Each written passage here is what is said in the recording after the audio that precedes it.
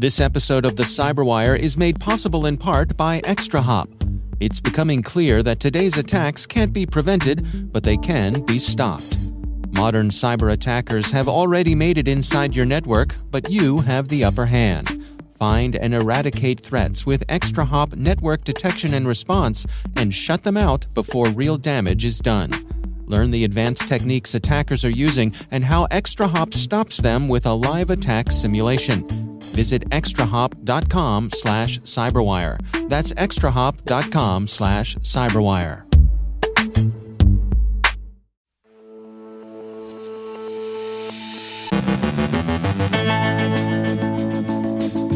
A renewed Five Eyes warning about potential Russian cyber attacks.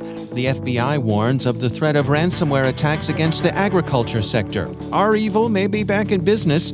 Carol Theriault shares insights on bug bounty programs. Our own Rick Howard checks in with Zach Barak from Coralogics on where things stand with XDR. And beware of threats of Facebook account suspension.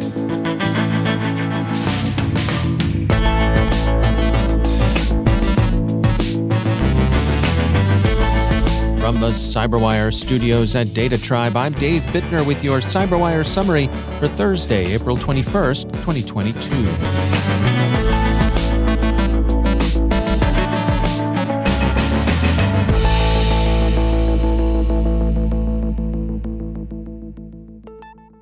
The cyber authorities of the Five Eyes, that is Australia, Canada, New Zealand, the United Kingdom, and the United States, have issued a joint cybersecurity advisory warning that there are indications of Russian preparations and intent to conduct significant cyber attacks against critical infrastructure in countries who have sanctioned Russia or otherwise supported Ukraine.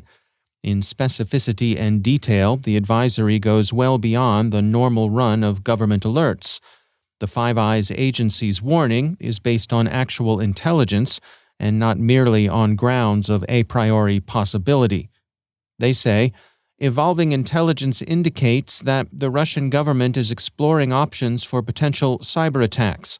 Recent Russian state-sponsored cyber operations have included distributed denial of service attacks, and older operations have included deployment of destructive malware against Ukrainian government and critical infrastructure organizations.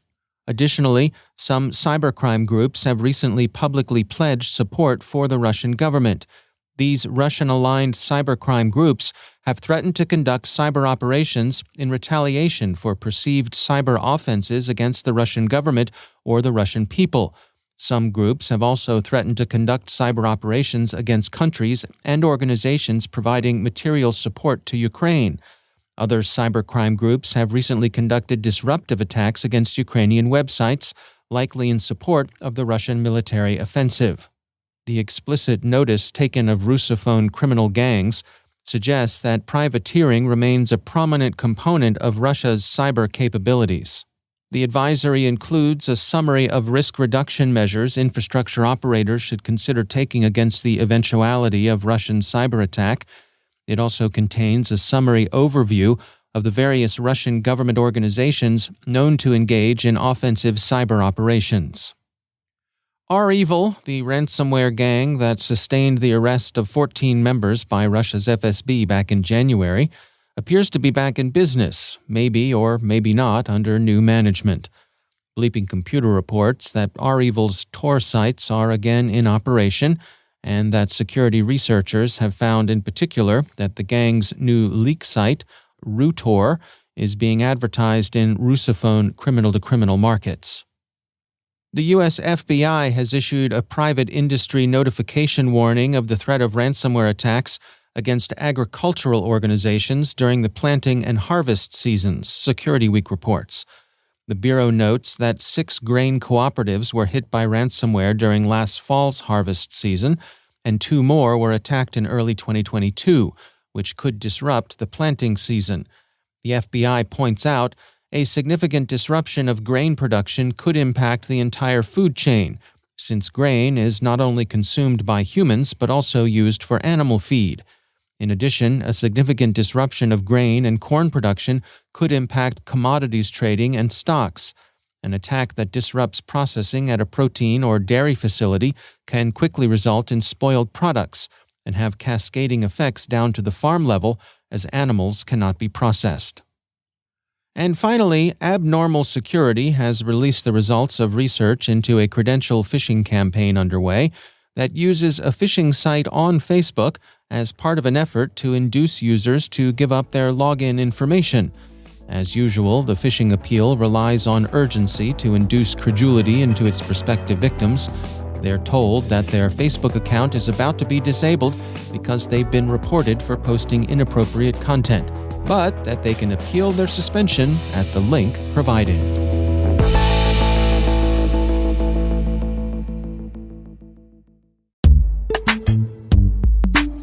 And now, a word from our sponsors, KnowBe4. So, what's a con game? It's a fraud that works by getting the victim to misplace their confidence in the con artist. In the world of security, we call confidence tricks social engineering. And as our sponsors at KnowBe4 can tell you, human error is how most organizations get compromised. Where there's human contact, there can be con games. It's important to build the kind of security culture in which your employees are enabled to make smart security decisions. To do that, they need new school security awareness training. See how your security culture stacks up against KnowBe4's free phishing test. Get it at knowbe4.com/phishing test. That's knowbe4.com/phishing test. And we thank KnowBe4 for sponsoring our show.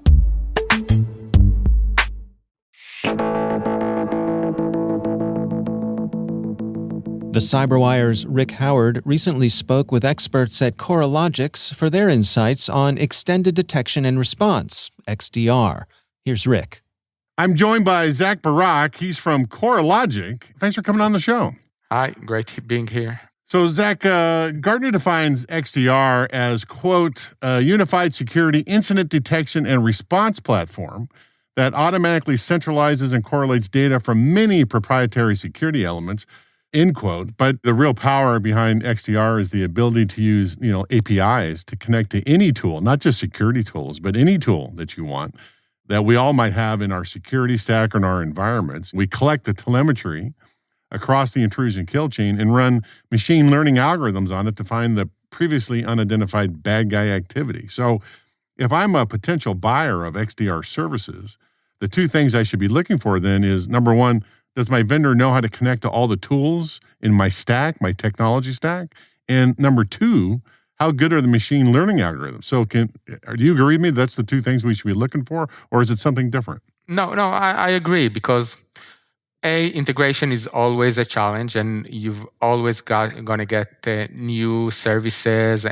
Definitely in the cloud, you can see today that every day you get a new, let's say, SaaS service that is integrated into the core of the organization and is using the additional applications or even the identity provider of the organization. And each one of those applications can make an organization vulnerable because you are as weak as your weakest link. So in that aspect, you are correct. And I think that the XDRs, one of their, let's say, challenges is to integrate as fast as possible to new technologies, meaning that they have to have tools that are accessible by user in order to parse logs that are coming in and have meaningful alerts set up not in days, but in minutes. In terms of machine learning, that's a big thing because I think that we saw it over the past few years that machine learning really helped a lot of our organizations. And in security, I've got the feeling that it didn't deliver as expected. Machine learning generated quite a lot of, let's say, false positives. And when you have a false positive for security, the only thing that you can do is eventually you will ignore the system as a whole. So I do think that machine learning is very powerful, and I think that thresholds should be set in terms of machine learning. I'll give you two examples. One is, for instance, domain name scoring, which is the domain human-generated domain, or is it something that was generated by a computer and maybe a hacker or an attacker is trying to utilize it in order to connect his agent to a command and control. This is machine learning. And something machine learning algorithms are really good at doing, deciding which is which. I mean, that's a perfect application for machine learning. So in that terms, machine learning is great. So if I'm already deeply invested in SIEM and SOAR tools, or both, does XDR replace them somehow? I think that XDR is, let's say, the natural evolution of legacy SIEM that were based on security logs. SIEMs are really good at storing lots of telemetry, right? Not so good at automating responses to it, but pretty good at storing lots of stuff.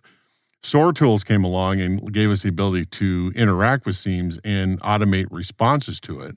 So are you saying XDR also comes with storage, or are we going to use the SIEMs to store everything and just use APIs to do, or how does that work? So as we see it, the XDR uses its own storage, and it is basically the next generation SIEM. You should have a very powerful backend that can parse and enrich the data and store it in different storage tiers, and do it on the fly and do it very quickly on one hand, and give you the ability, if you have an investigation, to have all the logs available for the investigation itself. That's on one hand. In terms of SOAR, I think that's like a different field altogether, meaning that let's say that you do have alert. So then you can use the SOAR to have an automated response. But as I see it, these are two solutions that can complement each other, but are not necessarily related. Well, the one thing you can say is that the security community, there's always something exciting happening. It's always changing, okay, but we're going to have to leave it there, okay? So that's Zach Barak from CoreLogic. Zach, thanks for coming on the show. Thank you for having me.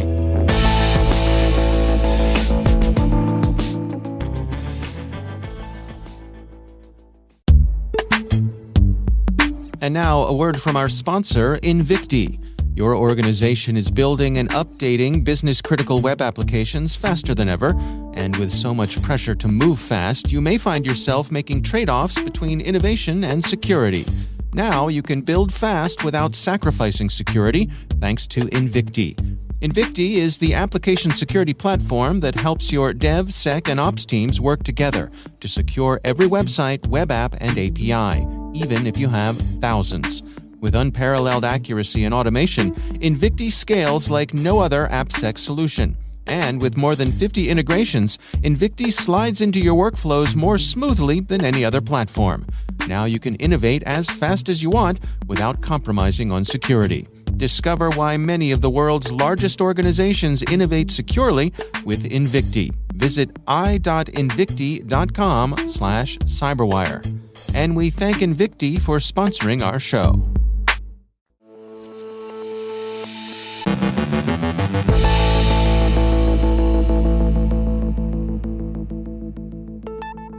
Our UK correspondent Carol Theriault has been pondering the utility of bug bounty programs.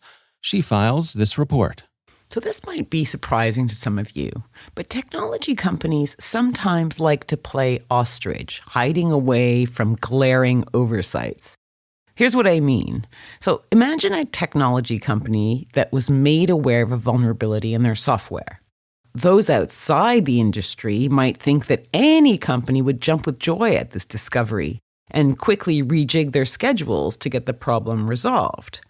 You might even think that they would count their lucky stars that it was never a point of unauthorized entry. But I have directly worked for more than a handful of tech firms out there that did not appropriate this approach. Instead, they might groan, schedule the fix with low priority, and just carry on, like nothing happened. Sometimes the flaw would not get rectified unless someone outside made a stink, forcing them, to do the right thing. Now, of course, this is not all technology companies. Some offer their very own bug bounty programs, inviting researchers and ethical hackers to hammer their systems or services in exchange for a fee, sometimes a few hundred, sometimes many thousands. Typically, well-known firms that do this are the big players. So you have Apple Security Bounty, Microsoft Bug Bounty Program, and Google Bug Hunters. We also have what I call bug bounty brokers, such as HackerOne, BugCrowd, or Synack.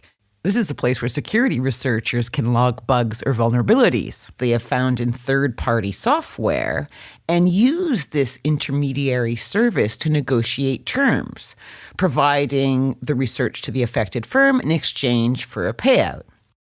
However the negotiation takes place, I guess my question is whether it should include a commitment by the organization to fix the flaw. Take this example. In July 2019, Jonathan Leitsche found a pretty horrific security vulnerability in Zoom.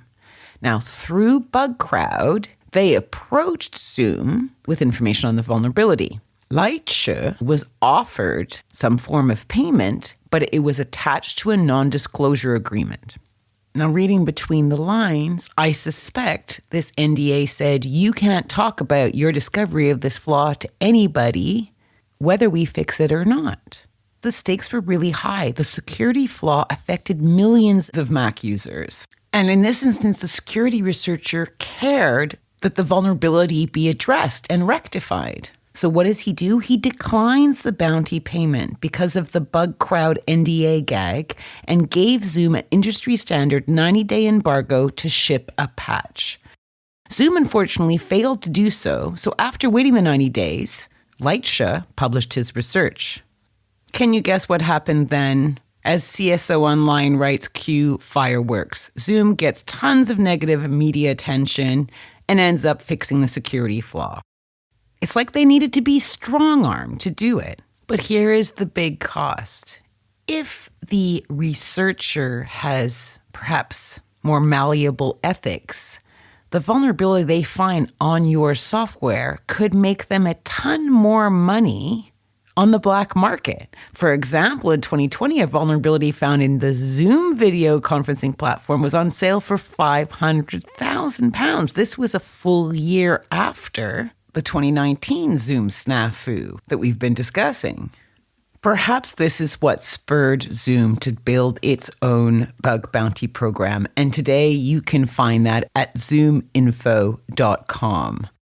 But boy, did they go through a lot of pain to get there. So if you have a company that provides a technology that would benefit from hundreds of researchers around the world trying to poke holes in order for you to make it more resilient for your customers, a bug bounty program may just be the way to go. But be careful lowballing researchers or forcing them to sign an NDA, because they may just publish their research anyway, or worse, go to the black market to get a fair price. This was Carol Theriault for the CyberWire.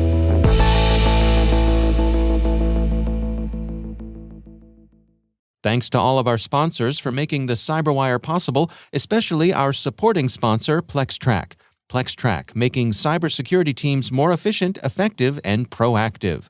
Learn more at plextrack.com/thecyberwire.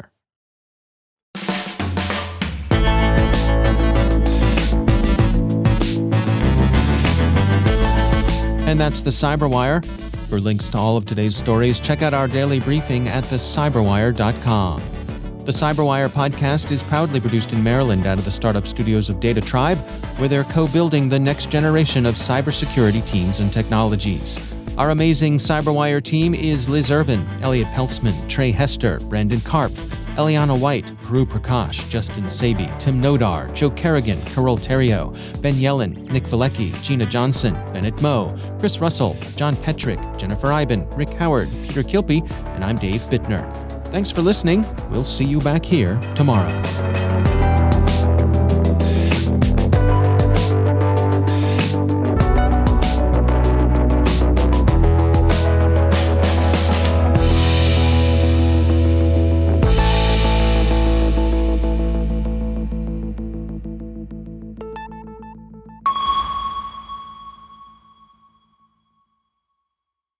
For the past 6 years, the CyberWire has delivered your daily dose of the top cybersecurity news, and we're proud to be a trusted source in the industry. To celebrate our Big 6, and as a special thanks to all of our CyberWire listeners and readers, for this week only, we'll be offering a discount of 60% off annual subscriptions of CyberWire Pro. Use code CyberWireAnniversary2022 by April 25th to take advantage of this celebratory discount. Subscribe and save now, but above all, thank you for listening to the CyberWire network of shows.